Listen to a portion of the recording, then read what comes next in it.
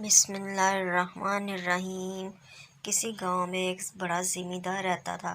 خدا نے اسے بہت سی زمین، بڑے بڑے مکان اور باغ دیے تھے، جہاں ہر قسم کے پھل اپنے اپنے موسم میں پیدا ہوتے تھے۔ گائے اور بھینسوں کے علاوہ اس کے پاس ایک اچھی قسم کا بیل اور عربی گدھا بھی تھا۔ بیل سے کھیتوں میں ہل چلانے کا کام لیا جاتا اور گدھے پر سوار ہو کر زمیندار ادھر ادھر سیر کو نکل جاتا۔ ایک بار اس کے پاس کہیں سے گھومتا پھرتا ایک فقیر نکل آیا۔ زمیندار ایک رحم دل آدمی تھا۔ اس نے فقیر کو اپنے ہاں ٹھہرایا، اس کے کھانے پینے اور آرام سے رہنے کا بہت اچھا انتظام کیا۔ 2-4 دن بعد جب وہ فقیر وہاں سے جانے لگا تو اس نے زمیندار سے کہا، چودھری، تم نے میری جو خدمت داری کی ہے میں اسے کبھی نہیں بھولوں گا۔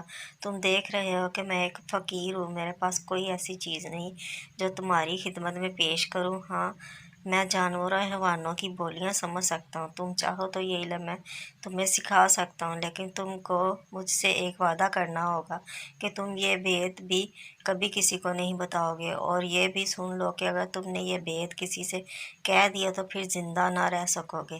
چودھری نے کہا، بابا، میں تم سے وعدہ کرتا ہوں میں یہ بھید کسی کو نہیں بتاؤں گا اور تمہارا یہ احسان عمر بھر یاد رکھوں گا۔ خیر، فقیر نے اسے جانوروں اور حیوانوں کی باتیں سمجھنے کا عمل سکھا دیا اور چلا گیا۔ زمیندار کے پاس جو بیل تھا وہ بیچارہ صبح سے پچھلے پہر تک ہل میں جتا رہتا۔ شام کو جب وہ گھر آتا تو اس کے کھانے کے لیے بھوسا ڈال دیا جاتا، لیکن گدھے کو سبز گھاس اور چنے کا دانہ کھانے کو ملتا۔ غریب بیل یہ سب کچھ دیکھتا اور چپ رہتا۔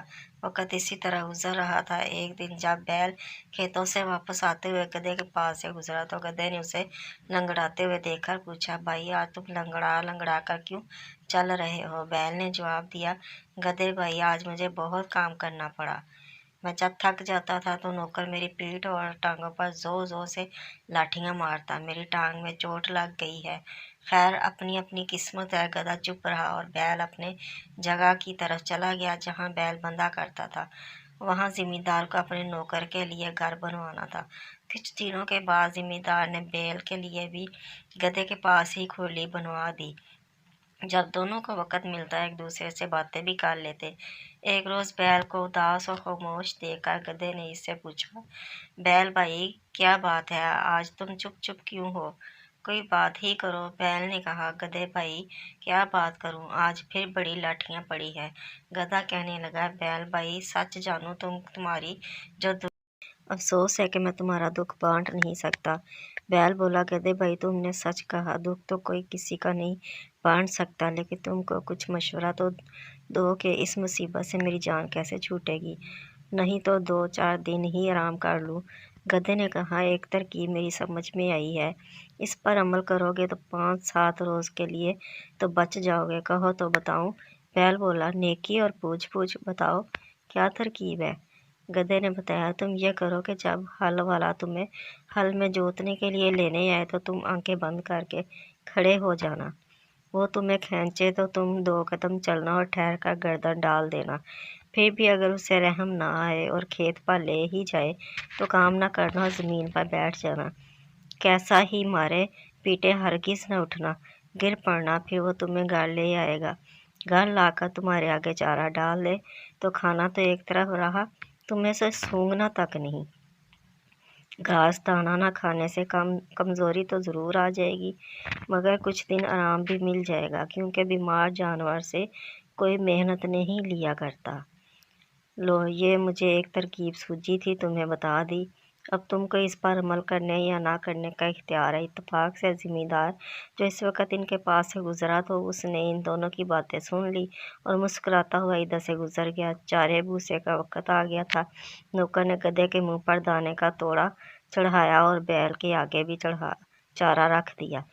بیل دو ایک منہ مار کر رہ گیا۔ اگلے دن ہل والا بیل کو لینے آیا تو دیکھا کہ بیل بیمار ہے، رات کو کچھ کھایا بھی نہیں۔ نوکر دوڑا ہوا مالک کے پاس گیا اور کہنے لگا، نہ جانے رات بیل کو کیا ہوا ہے، نہ کھاتا ہے نہ پیتا ہے، اور آج مجھے پورے کھیت میں ہل چلانا ہے۔ کہو تو باغ میں سے دوسرا بیل لے آؤں۔ زمیندار نے بیل اور گدھے کی باتیں تو سن ہی لی تھی، دل میں بہت ہنسا کہ گدھے نے خوب سبق پڑھایا ہے۔ जमींदार हल वाले से बोला, अच्छा जाता कहाँ है, दूसरा बैल लाने की क्या जरूरत है, गधे को ले आओ, हल में लगाकर काम निकालो। गधे पर मुसीबत आ गई। पहले तो दिन भर थान पर खड़े खड़े घास खाया करता, अब जो सुबह से हल में जुटा तो शाम तक सांस लेने की मोहलत न मिली। धूम भी मरोड़ी गई, ठंडे भी पड़े। सूरज डूबने के बाद जब गधा लौटकर अपने थान पर आया तो बैल ने इसका बहुत शुक्रिया अदा किया और कहने लगा, भैया तुम्हारी मेहरबानी से आज मुझको ऐसा सुख मिला कि सारी उम्र कभी नहीं मिला था, खुदा तुमको खुश रखे। गधा कुछ ना बोला, भी सोच में था कि अगर 2-4 दिन यही हाल रहा तो मेरी जान ही चली जाएगी। अच्छी नी भली की ज़िंदगी अपने अपने आप को मुसीबत में फंसा दिया। दूसरे दिन फिर हल वाला गधे को ले गया, शाम तक उसे हल में लगाए रखा।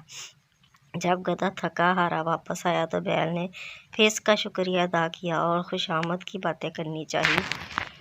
गधा कहने लगा, मियाँ इन बातों को रहने दो, आज मैंने मालिक की ज़ुबान से एक ऐसी बुरी खबर सुनी है कि मेरे रोंगटे खड़े हो रहे हैं, खुदा तुमको अपनी हिफाजत में रखे। बैल ने कान खड़े करके पूछा, गधे भाई सुनाओ तो, मेरा तो दिल धड़कने लगा। गधा बोला, क्या सुनाऊँ, मालिक हल वाले से कह रहा था कि अगर बैल ज़्यादा बीमार हो गया है और उठने के काबिल नहीं रहा तो कसाई को बुलाकर इस पर छुरी फरवा दो। बैल कसाई के नाम से कांप उठा और कहने लगा, फिर तुम क्या मशवरा देते हो? गधा बोला, मैं तो हर हाल में तुम्हारी भलाई चाहता हूँ।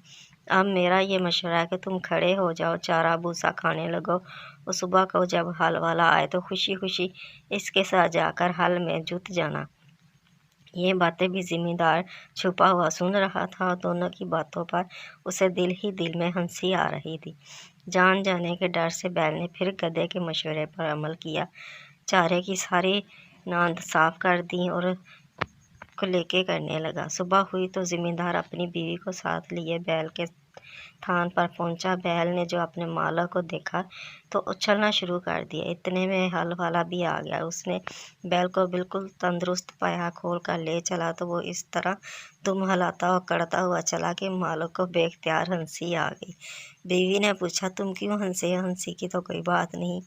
जिम्मेदार ने जवाब दिया, ऐसी ही एक भेद की बात है जो मैंने सुनी और देखी, जिस पर मैं हंस पड़ा। बीवी बोली, मुझे भी वो बात बताओ। जिम्मेदार ने कहा, वो बताने की बात नहीं है, अगर बता दूंगा तो मर जाऊंगा। बीवी बोली, तुम झूठ बोल रहे हो, तुम मुझ पर हंसे थे। जिम्मेदार ने बहुत समझाया कि नेक वक्त तुझ पर मैं क्यों हंसूंगा, तुझको तो वहम हो गया, अगर मरने का डर ना होता तो ज़रूर बता देता। मगर वो कब मारने वाली थी? बोली, चाहो मरो या जियो, मैं पूछ कर ही रहूँगी। जब बीवी किसी तरह नहीं मानी तो जिम्मेदार ने सारे पड़ोसियों को जमा किया और सारा किस्सा सुनाया कि मेरी बीवी एक ऐसी बात के लिए ज़िद कर रही है जिसे ज़ाहिर करने के बाद मैं मर जाऊंगा।